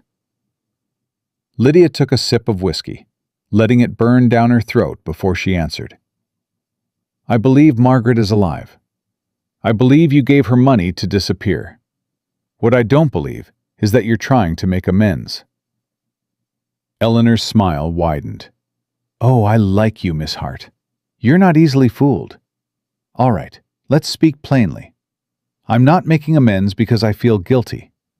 I'm doing it because guilt is expensive and restitution is good business. Happy workers are productive workers. Communities that don't hate you are easier to control. Morality is just economics with better press. At least you're honest about being dishonest, Lydia said. Always, Eleanor raised her glass. So here's my offer, plain and clear. You two stay here. You help me run this ranch. You have access to all the documents, all the family secrets, everything. In exchange, you keep those secrets buried and help me build something that looks legitimate enough that history forgets how we started. And if we refuse? Calvin asked. Then I'll be very disappointed. And disappointed Eleanor is dangerous Eleanor. She drank her whiskey in one swallow. Margaret chose exile. That option's still available to both of you. But understand, if you leave with nothing. No documents, no proof, no power. You'll spend the rest of your lives knowing you could have made a difference and chose not to. Lydia met Calvin's eyes across the room and saw her own determination reflected back. This was the moment. Accept Eleanor's offer and become complicit in the family's crimes, or refuse and lose everything. But there was a third option, the option Margaret hadn't seen, the option Eleanor didn't expect. We accept, Lydia said, and watched shock flicker across Eleanor's face before she masked it with satisfaction. Excellent. I knew you were smarter than Margaret. Eleanor poured more whiskey. Welcome to the Rowe family, Lydia. I think you're going to fit in perfectly. Lydia smiled and lifted her glass, even as her other hand moved to the hidden pocket where she'd tucked Margaret's note 3 days ago, the words still burning in her memory. Trust no one. Good advice. But Lydia had learned something else, too. Sometimes the only way to win was to make your enemies think they'd already won, right up until you pulled the world out from under them. The first week passed in careful performance, Lydia playing the role of grateful partner while Eleanor watched her every move with eyes that missed nothing. Calvin threw himself into ranch work with a desperation that looked like acceptance, and Eleanor seemed satisfied that San Francisco had broken whatever resistance they'd brought back with them. But at night, after Eleanor retired to her wing of the house, Lydia and Calvin met in the study and planned. Marcus knows something, Lydia whispered on the 4th night, spreading papers across the desk. He's been here since your grandfather's time. He saw everything. He'll never talk. He's terrified of Eleanor. Everyone's terrified of Eleanor. That's how she maintains power. Lydia tapped the ledger in front of her. But fear only works until someone offers something stronger than threats. Calvin looked up from the document he'd been reading. What are you thinking? I'm thinking Marcus has a daughter working in Helena. Clara Reeves, 22, employed at the milliner's shop on Main Street. Eleanor pays her wages directly, has for 6 years, ever since Marcus's wife died. Lydia met Calvin's eyes. That's not generosity. That's leverage. If we approach him, he'll tell Eleanor immediately. Not if we offer to free his daughter from Eleanor's control first. Lydia pulled out another paper, one she'd written herself in careful script. A bank account in San Francisco, in Clara's name, with enough money to support her for 2 years. Her father gets proof it exists, proof that if anything happens to him, his daughter is protected. Calvin stared at her. Where would we get that kind of money? From you, from the ranch accounts. Eleanor gave you access to everything, remember? She thinks you're too broken by guilt to use it. Lydia smiled without humor. She was wrong. They moved the next morning, Calvin transferring funds while Eleanor was in Helena dealing with cattle buyers. By afternoon, Lydia had the bank papers in her pocket, sealed and official, when she found Marcus in the stables. "I need to speak with you," she said quietly. "Privately." Marcus's face went carefully blank. "Miss Hart, if this is about ranch business, it's about your daughter." Lydia pulled out the papers. "And about what you saw the night Margaret Fielding disappeared." The color drained from Marcus's face. "I don't know what you're talking about." "Yes, you do. You were here. You saw what happened. And you've been carrying that knowledge for 3 years because Eleanor owns your daughter's livelihood." Lydia held out the papers. "Not anymore." Marcus took them with shaking hands, his eyes scanning the bank details, the amount that would keep Clara fed and housed regardless of what Eleanor did. This is real? As real as the grave you helped dig, Marcus. Or the one you didn't dig, because there was no body to bury." Lydia's voice was gentle but firm. Tell me the truth, all of it, and your daughter stays protected no matter what happens next. Marcus sank onto a hay bale, the papers clutched in his fists. "She'll kill me." "She'll try, but only if she finds out, and the only way she finds out is if you tell her." Lydia sat beside him. "What happened to Margaret?" The words came slowly at first, then faster, like poison finally draining from a wound. "Miss Fielding came to me the night before the wedding, said she needed help, that she'd found something terrible and didn't know who to trust. I told her to run, told her Eleanor would never let her expose the family secrets." Marcus's voice broke. "But she wouldn't listen. She went to confront Eleanor in this very barn, demanded Eleanor face justice for the old man's crimes." "And Eleanor killed her?" "No." Marcus looked up, his eyes haunted. "That's what I thought would happen. But Eleanor just laughed. Said Margaret had spirit, that she respected someone willing to fight. Then she made the offer. $50,000 and a new life, or death right there in the straw." "Margaret told us this part," Lydia said. "She took the money." "She took the money, yes. But that's not the whole story." Marcus's hands trembled. "Eleanor had me drive Miss Fielding to the train station in Helena, middle of the night. Made sure she got on the California-bound train. I watched it pull away with my own eyes." "Then Margaret was telling the truth. She did escape." "She did. But the woman who came back 3 months later didn't." Marcus stood abruptly, pacing. "A federal agent, Miss Hart. A real one, not some local lawman Eleanor could buy off.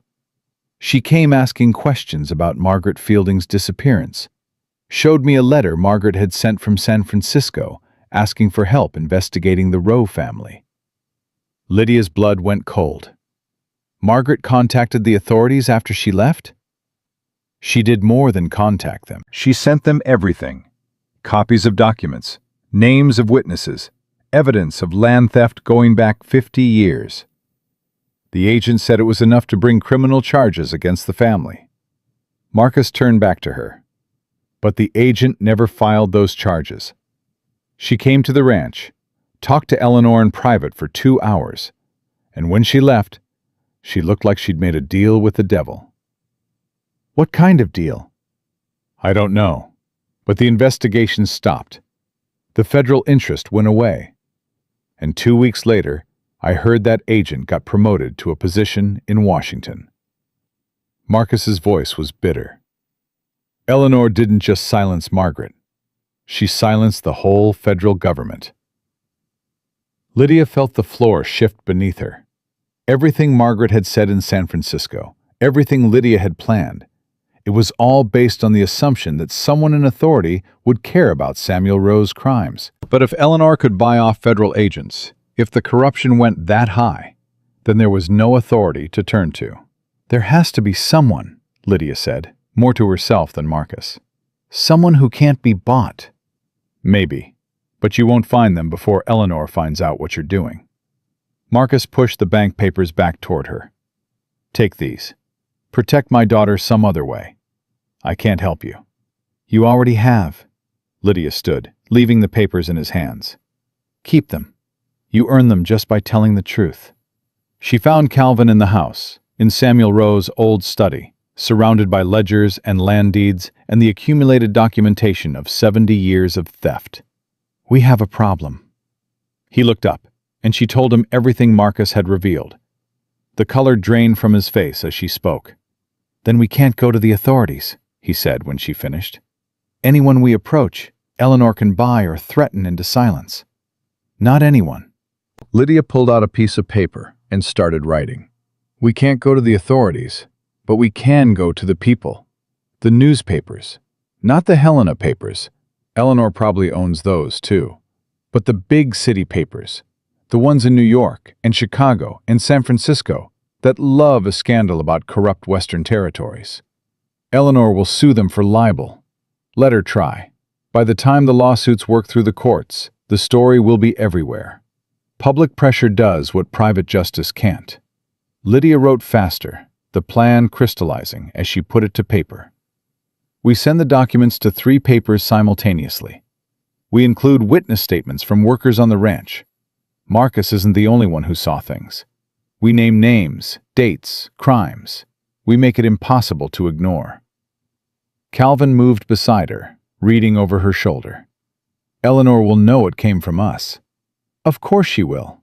That's why we need to be gone before the papers publish. Lydia looked up at him. We do this right. We don't just expose Eleanor. We expose everyone who helped her. Everyone who profited from Samuel Rowe's crimes. Everyone who turned a blind eye. We burn it all down. And then what? We spend the rest of our lives running? Or we spend them building something honest from the ashes. Lydia's voice softened. Margaret chose exile and stayed silent. We're choosing exile and making noise. That's the difference. Calvin was quiet for a long moment. Then he reached for a pen. Tell me what you need. They worked through the night, compiling documents, writing statements, preparing packages for the newspapers. Calvin opened the safe and pulled out the original satchel from the Brennan cabin, adding those papers to the others. By dawn, they had 3 identical sets of evidence, each damning enough to destroy the Rowe family's reputation forever. The problem was getting them out of Montana without Eleanor noticing. We need help, Lydia said as the sun rose. Someone Eleanor doesn't watch. Someone who can carry these packages to Helena and post them without raising suspicion.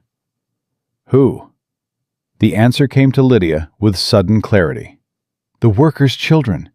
The ranch employs 30 families, and most of them have kids who run errands into town regularly. Eleanor doesn't pay attention to children. They spent the morning quietly recruiting. A stable-hand's 12-year-old son agreed to carry 1 package to the Helena post office in exchange for $5. A maid's 14-year-old daughter took the second for the same price. The third went with the blacksmith's 10-year-old boy, who thought it was a grand adventure and didn't ask questions. By noon, all 3 packages were on their way to Helena to be posted to New York, Chicago, and San Francisco. By evening, Eleanor would know something was wrong. Lydia and Calvin stood in the stable at sunset, their bags already packed and hidden in the wagon, waiting for the moment when they could slip away. The plan was simple: disappear before Eleanor discovered what they'd done, be across the territorial border before the newspapers published, build new lives somewhere Eleanor's reach didn't extend. But plans rarely survived contact with Eleanor Rowe. Going somewhere? Eleanor's voice cut through the stable like a blade, and Lydia spun to find her standing in the doorway, Marcus behind her with a gun pointed at Calvin's back. "I'm sorry," Marcus whispered, his face twisted with anguish. "She found the bank papers. She knows about Clara." Eleanor stepped forward, her expression carved from ice. "Did you really think I wouldn't notice 3 ranch children going to town with packages for the post? Did you think I've survived this long by being blind?" "You can't stop it," Lydia said, forcing her voice steady. "The packages are already posted. By tomorrow, every major newspaper in the country will have evidence of your family's crimes." "Will they?" Eleanor smiled. "Marcus, tell them what you did." Marcus's voice was broken.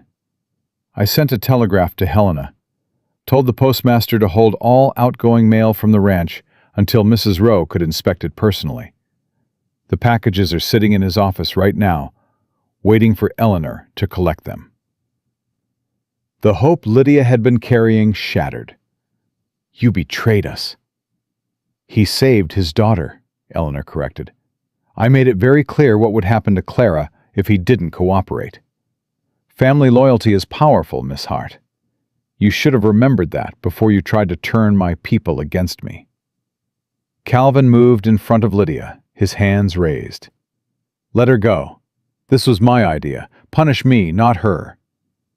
"Oh, Calvin, still trying to be the hero." Eleanor shook her head. "But you're right about one thing. This does end with punishment. The question is what kind. "You're going to kill us," Lydia said flatly. "Kill you? No. That's so crude, so final. I prefer what I did with Margaret. Exile with consequences." Eleanor pulled out a document. "This is a confession.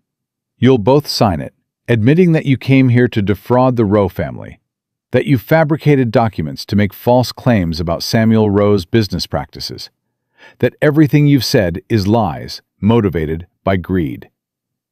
"We'll never sign that," Calvin said. "You will, because if you don't, I'll make sure Clara Reeves has an accident. A terrible, tragic accident that devastates her poor father." Eleanor's voice was pleasant, conversational.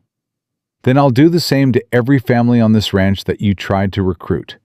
The stable hand's son, the maid's daughter, the blacksmith's boy. All of them, one by one, until you understand what happens when you threaten my family." Lydia felt Calvin's hand find hers, squeezing tight. They'd lost. Eleanor had anticipated everything, covered every angle, and now their choice was simple. Sign the confession and live as cowards, or refuse and watch innocent people die for their resistance. "There has to be another way," Lydia whispered. "There isn't." Eleanor held out a pen. "Sign and you can leave. Go back to Boston. Start over. Live quiet lives. Refuse, and I start making examples." Lydia took the pen with shaking hands. Beside her, Calvin's face was a mask of defeat. They'd come so close, had almost succeeded, and now it was ending exactly as Eleanor had always known it would, with her victory and their submission. The pen touched the paper, and Lydia's mind raced through impossible options. There had to be something, some way out, some... "Don't sign it!" Margaret Fielding's voice rang out from the stable entrance, and everyone turned in shock.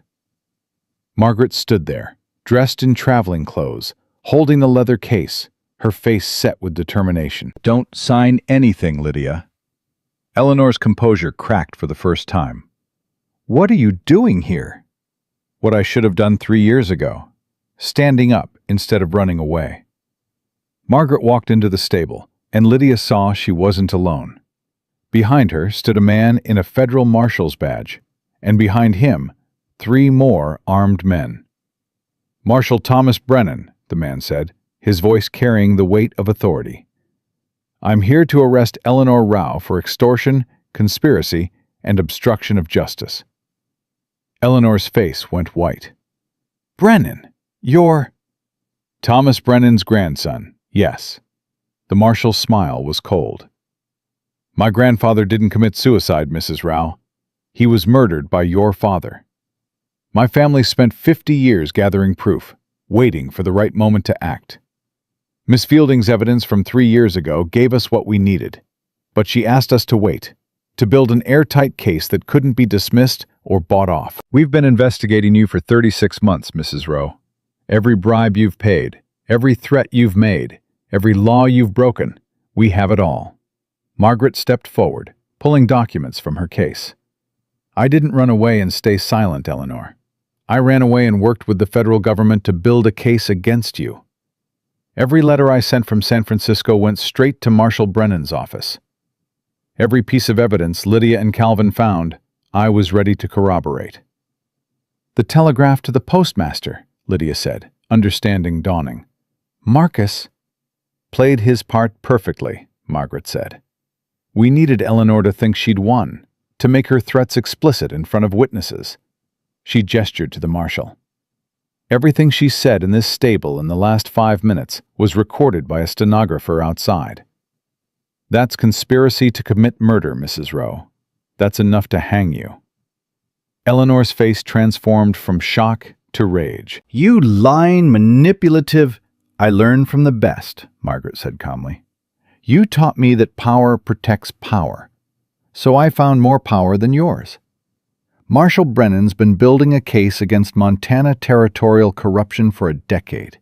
You're not the only land baron who's been operating above the law. You're just the first one we have enough evidence to prosecute. The marshal moved forward with handcuffs. Eleanor Rowe, you're under arrest. You have the right to... Wait. Calvin's voice was quiet but firm. He turned to the marshal. What about restitution? The families my grandfather destroyed, what happens to them? Marshal Brennan paused. That's a civil matter. The criminal charges are for Mrs. Rowe's actions, not Samuel Rowe's legacy. But the land theft, the extortion, all of that is documented in the evidence Margaret collected, Lydia said. Doesn't that matter? It matters, but Samuel Rowe is dead. We can't prosecute a dead man. The marshal's expression softened. The best we can do is make the evidence public. Let the families he wronged file civil suits, and hope the courts do the right thing. That's not enough, Calvin said. Those families deserve more than hope. He turned to Lydia. What if we don't need the courts? What if we just give the land back? Eleanor laughed bitterly. You can't give away what you don't own. The ranch is in my name, not yours. Actually, it's not, Margaret said, pulling out another document. You transferred controlling interest to Calvin 2 years ago, as part of a tax avoidance scheme. I have the paperwork right here. Calvin Rowe legally owns this ranch as of 18 months ago. Calvin stared at the document, then at Lydia. Is this crazy? Completely, Lydia said. Do it anyway. He turned to Marshal Brennan. I want to make a statement. For the record, witnessed by federal authority. I, Calvin Rowe, hereby acknowledge that this ranch was built on stolen land and illegal acts. I renounce all claim to property that was taken through force, fraud, or extortion.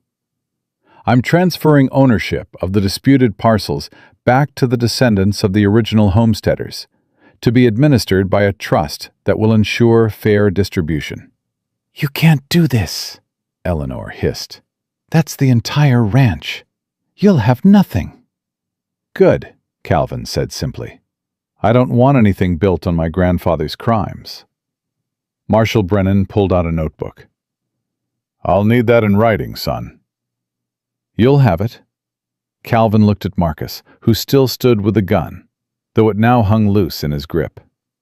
I'm sorry about your daughter, about using her as leverage, even to do the right thing. That was wrong. Marcus lowered the gun completely. Mr. Calvin, You were protecting your family. I understand that now more than ever. Calvin turned back to the marshal. What happens to the ranch workers? the families who depend on this place for their living. That's up to you, Marshal Brennan said. You're giving away the land, not the operation. If you want to keep running cattle, employ workers, maintain the business, just do it honestly and pay fair wages on land you legitimately own. I don't know how to do that, Calvin admitted. Then learn, Lydia said, and for the first time in days, she smiled. You've got a partner, remember? Eleanor was led away in handcuffs, still raging about lawyers and appeals and the power she wielded. But her voice faded as the marshals took her to the wagon, and Lydia felt something lift from her chest. Not quite peace, but the possibility of it. Margaret approached them as the sun set, her expression soft. I'm sorry I couldn't tell you the truth in San Francisco. The case required secrecy. You came back, Calvin said. After everything, you came back to help us. I came back because you were right. Survival isn't the same as winning. And because Lydia showed me that sometimes the fight matters more than the outcome. Margaret smiled at Lydia. You're braver than I ever was. I'm terrified, Lydia admitted. We just gave away a fortune and declared war on every corrupt land baron in the territory. What happens now? Now we rebuild, Margaret said. The three of us, if you'll have me. We use what's left of the ranch to create something honest. We help the families Samuel Rowe destroyed get their land back. We prove that justice isn't just for the powerful. Calvin looked at Lydia. What do you think? Lydia thought about the girl who'd stepped off the train in Helena just weeks ago, desperate and alone, hoping for nothing more than a simple life. She thought about Margaret's note hidden in the baseboard, about Sarah Brennan's letters, about all the women who'd been destroyed by powerful men who faced no consequences. I think we have work to do, she said. They stood together as darkness fell over the Montana Valley. Three people who'd each chosen different paths to the same truth. That real power wasn't measured in land or money or fear, but in the courage to stand up when standing up cost everything. The newspapers would publish their stories within the week, and the scandal would rock the territory to its foundations. Eleanor Rowe would face trial, and whether she hung or went to prison, her empire was finished. The families Samuel Rowe had destroyed would get their land back, piece by piece, claim by claim. It would take years, maybe decades, but the work had finally begun. Calvin took Lydia's hand as they walked back toward the house, and she didn't pull away. They'd come together through deception and desperation, but they'd stay together through something stronger, shared purpose, and the knowledge that they'd both chosen truth over comfort, justice over safety. I never asked, Calvin said quietly. Why did you really answer my advertisement? The truth this time. Lydia was quiet for a moment, considering. Because I wanted to matter. Because I was tired of being invisible. Because I thought, maybe somewhere far from everything I knew, I could become someone worth being. And did you? She smiled. I'm still figuring that out. But I know this. I'd rather be a poor partner in an honest ranch than a rich accomplice to a criminal empire. Good, Calvin said, because we're definitely going to be poor. They laughed, and the sound was strange and new, but not unwelcome. Behind them, Margaret was already talking to Marcus about which families should be contacted first, about how to structure the land trust, about the 1,000 practical details that would turn their idealism into reality. The work ahead would be brutal and the opposition fierce, but for the first time since arriving in Montana, Lydia felt like she was standing on solid ground instead of quicksand built from lies. She'd come to Montana as a mail-order bride, expecting a poor farmer, and she'd discovered something far more valuable than the cowboy fortune Eleanor had tried to hide. She'd discovered that the only wealth worth having was the kind you built with clean hands and clear conscience, and that sometimes the greatest fortune was knowing you'd fought for something that mattered and won.